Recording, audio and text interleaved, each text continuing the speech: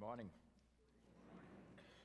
I must say that Christine and I have had a wonderful time in Columbus at this congregation this past weekend. When I confront a church like First Community Church, my hope for the future of the Christian faith is always revived. So I thank you for that. I'd also like to say you have a remarkable clergy staff. I've enjoyed meeting every one of them. When I was an active bishop, the thing I did most was to recruit competent clergy to come to the Diocese of Newark.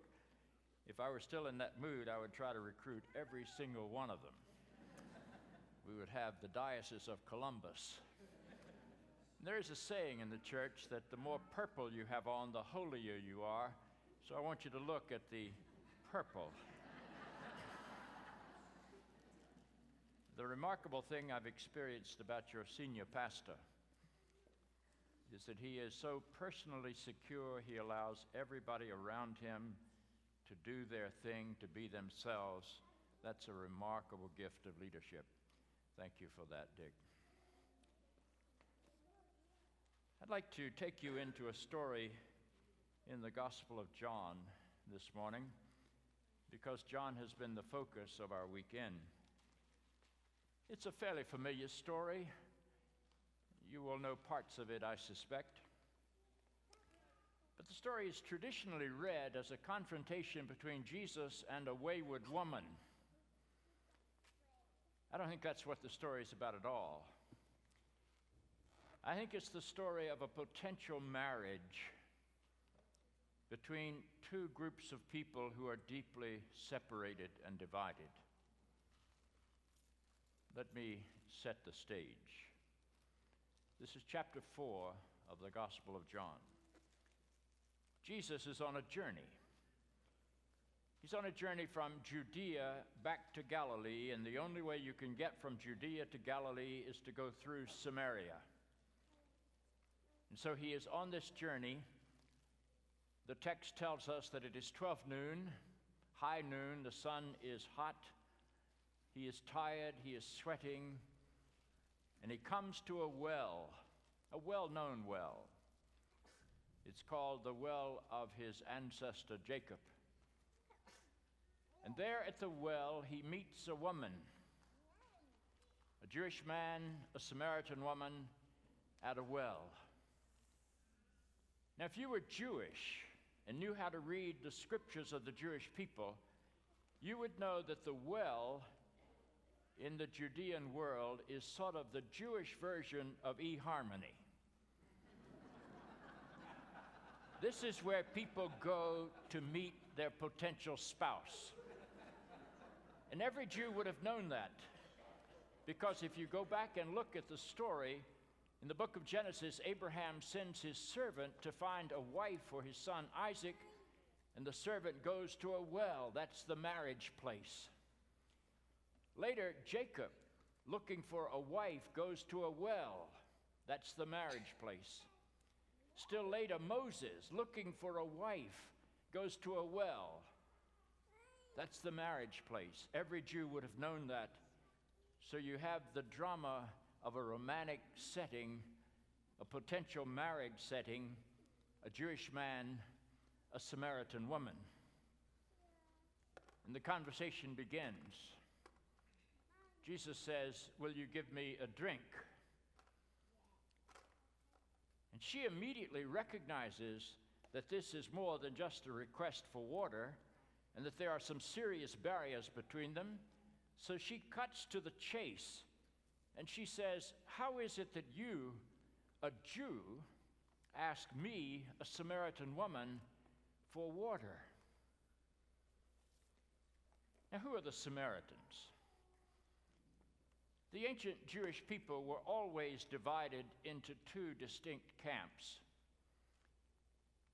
At the time that the land of Canaan was subdivided into the tribes of Israel, there were 10 tribes that constituted the northern realm, and a single tribe, Judah, that constituted the southern realm. And there were always tensions between these two, sort of a north-south tension. very common. Jewish tradition even suggested that the reason there was a tension is that though they had the same father, they had different mothers. They weren't quite brothers and sisters. They were half-brothers and half-sisters.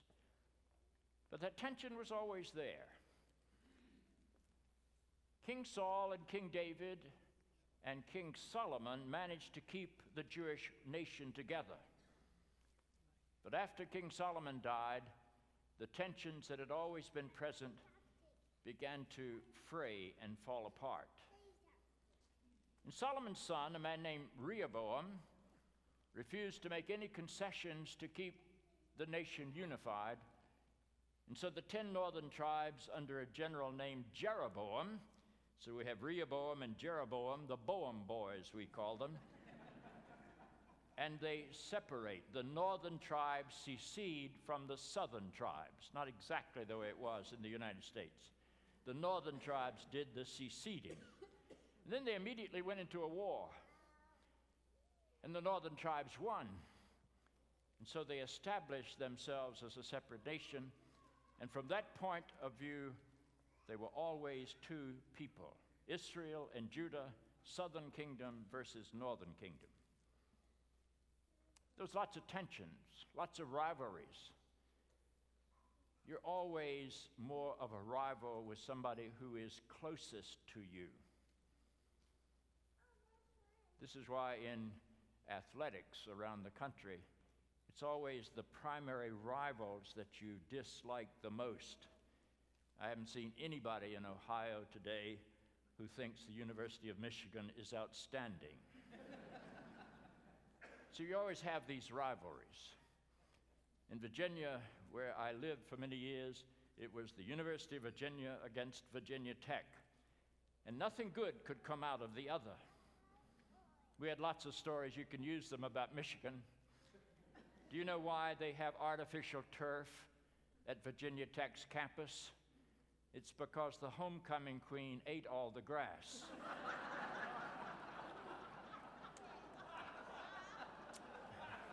That will work in Michigan. Anyway, there was this tension. And they always were on the wrong side of the great wars. The southern kingdom, Judah, would become an ally with the enemy of the northern kingdom and vice versa. And finally, in the year 721 BCE, the northern kingdom was attacked by the empire of Assyria, and they were defeated and they were crushed. And in accordance with the policy of the ancient world, the Assyrians deported many of the citizens of the northern kingdom to other lands. It's a good way to break up revolutions and conspiracy. And then they took citizens from other conquered nations, 5 conquered nations to be specific, and resettled them in what had been the northern kingdom of Israel. And in time, in both of those situations, the Jewish people intermarried with the non-Jewish people, and they produced a mongrelized race according to the southern kingdom. They were no longer pure Jews. And of course, all of those alien husbands and wives brought their own religious practices, and so they corrupted the pure worship of the Jewish people. So from the Jewish point of view in the south, the northern kingdom were half-breeds and they were heretics. And if you see yourself as a full-blooded true believer, there's nothing quite as bad as a half-breed heretic. And so the tensions between the Jews of the south and what were now called the Samaritans of the north, because they had a capital city named Samaria, those became deep and rich and significant. This woman speaks out of that history. How is it that you, a Jew, ask me, a Samaritan, for water? Jesus said after some conversation, if you knew who it was that was speaking to you, you would be asking me for water, and I would give you living water that would satisfy your thirst forever. Well, this woman found that a rather intriguing idea. She first looked up and down at this man and says, Man, you don't have a bucket. How are you going to get me any of this water? Not understanding the depth of the communication going on. And finally she said to him, Sir, I perceive that you might be a prophet. Would you ask a theological question for me? Our ancestors say that you're supposed to worship at Mount Gerizim, a mountain in Samaria. But you Jews say the only place to worship is in Jerusalem. Now tell me which is right. The conversation goes on strange levels. And finally Jesus says to this woman, call your husband. And she says, I have no husband. And Jesus says, you're right, you have had 5 husbands, and the person you live with now is not your husband. And it looks like we're going to have a moralistic tale or story with judgment about this wayward woman. But she takes the conversation to an even deeper level. They're standing by a well. It was a well given to the people by their ancestor Jacob. And so she says, our father Jacob gave us this well. Are you greater than our father Jacob? Now please note the pronoun she used. Our father. The Jews and the Samaritans were descended from the same person. The split among the people of Israel did not come until very late in their history. There was still an ancestral tie back to Abraham and Isaac and Jacob, who had given them this well. It was only after Jacob that the ancestry line split into 2 directions, but they were still children of Jacob. So this woman, this Samaritan woman, this half-breed heretic, was claiming that she and the Samaritan people were part of the Holy Covenant. She was not separate. She was part of the holy people. Our father, Jacob. And then she said, tell us what the right place is to worship. Is it Mount Gerizim? Is it the Samaritan holy place? Or is it the Jewish holy place? That was the great division. And Jesus says, you don't really understand. God is spirit. Spirit cannot be located.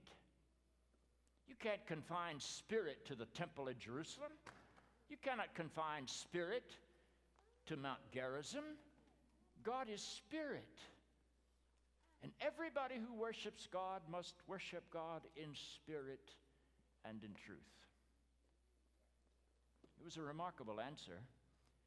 And it was heard by this Samaritan woman as if Jesus was saying she too was included among the holy people. And the barrier that had separated Jew from Samaritan began to decline. And then this Samaritan woman went off into her village as an evangelist, in effect, telling people that she had met the Messiah and inviting them to come and join in. 5 husbands? If you were Jewish, you would know that Jesus was referring to the 5 Gentile nations who had been the people who repopulated the northern kingdom. He was not referring to this woman's loose morals. He was referring to the history that had separated the people of God. And he was saying, there is nothing you can ever do, and there is nothing you can ever be that will finally separate you from the love of God. The story is about the call of all people into a universal faith. There are no boundaries. There are no people who are excluded from the love of God. Our differences are human differences. Some are Christians, some are Muslims, some are Jews, some are Buddhists, some are Hindus. There is no pathway to God that is illegal. There are great divisions within the human family. Some people are Caucasian, some people are African, some people are Middle Eastern, some people are Far Eastern. But there is no boundary in the love of God. Some people are male, some people are female. You do not diminish 50% of the human race because that's not who you are. Some people are heterosexual, some people are homosexual, some people are transgender, some people are bisexual. None of them chose to do that or to be that. You do not diminish a human being on the basis of anything that they are. God is bigger than all of our divisions. That's what this story is all about. We may walk different paths, but if we arrive in the presence of God, we arrive as a unified human community. I walk the Christ path. I walk the Christ path because I'm a child of the West. I suspect if I'd been born in Tibet, I would have walked the Buddhist path. I suspect if I'd been born in the Middle East, I would walk the Muslim path. But I was born in the West. The only way I know how to walk into the mystery of God is to walk through the Christ path. But I cannot make that path the only path for everybody else. God cannot be limited by my ability to walk. And so our faith does not mean that we look down upon other traditions. It means you take your own so seriously, you go as deeply as you can into your own tradition, you walk as faithfully as you can into the depths of your own tradition, and you hope that every Jew and every Muslim and every Buddhist and every Hindu does the same thing. And as we walk our separate paths, we're walking toward the same center. And if we arrive, it's not a matter of saying, I'm better than you. Nobody can come to God except through my religion. That's what we say to people all the time, as if we have the ability to tell God who is acceptable to God. We walk the path that we are privileged to walk. We encourage other faith traditions to walk the path that they are privileged to walk. And if we arrive, it's to the same God. And when we come into the presence of this same God, then we can have a very different conversation with people who are different from us. I can say to my Buddhist friends and Hindu friends and Jewish friends and Muslim friends, I have walked into the mystery of God through the Christ path. And by walking through the Christ path, this is the thing that I found to be of highest value. This is the pearl of great price that I found in my tradition. And I want to share my pearl with you. And then we can listen as they say. I walked the Muslim path or the Jewish path or the Buddhist path or the Hindu path. And this is the pearl of great price that I found in walking through my holy tradition. And I want to share it with you. So none of us has to compromise on the path that we walk. But everybody is blessed by the gifts of those who have walked paths different from our own. And we come more into an understanding that God is beyond all human divisions, beyond all human barriers. That's what this story of the woman by the well is. It's not a literal story. She was probably never a literal woman. She certainly did not have 5 husbands. She was certainly not living at that moment with a person who was not her husband. That's the way literalistic people read the scriptures, because they do not know the symbols and the history and the background of the Jewish tradition that produced those scriptures. And if we do not know the background, we tend to literalize our scriptures. We tend to use them as a weapon to beat people around the head who might not agree with us. Now, this story is a story about the call of Christ into a universal sense of what it means to be human. And as we expand our humanity and transcend our barriers, and walk into a deeper sense of what it means to be at one with one another, we come into a deeper understanding of who God is, and indeed of who the Christ is who led us into the universality of that God. That's what this story's about. And that's the primary theme that you find in the Christian faith, no matter where you begin to read it. Paul said, if you understand the Christ experience, you know that there is no boundary between the Jew and the Greek, the male and the female, the rich and the poor, the gay and the straight, even that most divided barrier of all in America today, the division between a Republican and a Democrat. We know that beyond our divisions there is a oneness that is grounded in the infinite love of God, who has no barriers, and who invites all to come unto him. All ye, says the text, not some of you, but all are invited to walk whatever path they know to walk into the mystery and the oneness of God. Part of the task of the Christian faith is to eliminate the barriers and the divisions, even the religious barriers and divisions of our world.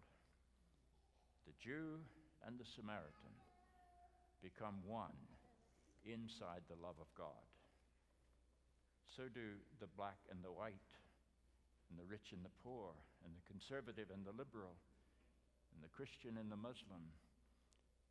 That's what our faith story is all about.